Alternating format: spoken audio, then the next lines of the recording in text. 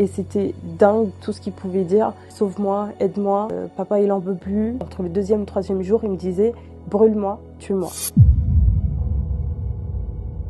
Mon père, il avait garé sa voiture dans le parking de la ville de Sevran. Il fermait sa voiture, il fait un pas en arrière pour se retourner.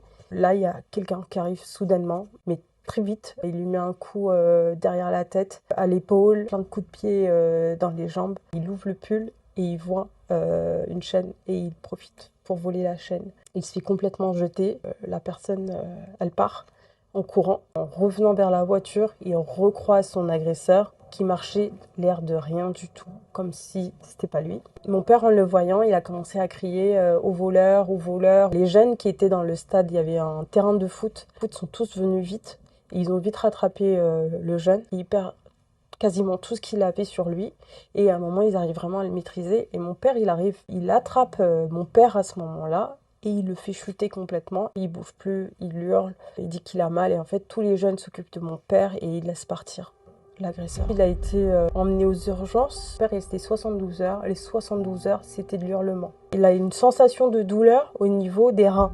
Elle me dit que c'est pas son problème. Un jeune interne qui était à côté, qui voit ma détresse, met ses gants, il me dit « je vais le faire ». Et elle attrape sa main.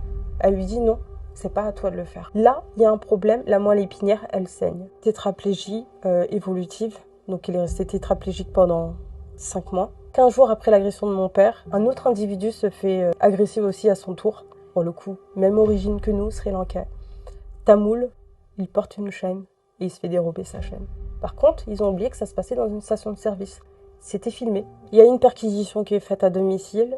Ils emmènent tout le monde, les 2 frères, les 2 femmes, la maman. Ils ont retrouvé un sac entier avec des bijoux, des liasses d'argent. C'est des gens qui ont vraiment l'habitude de faire ça.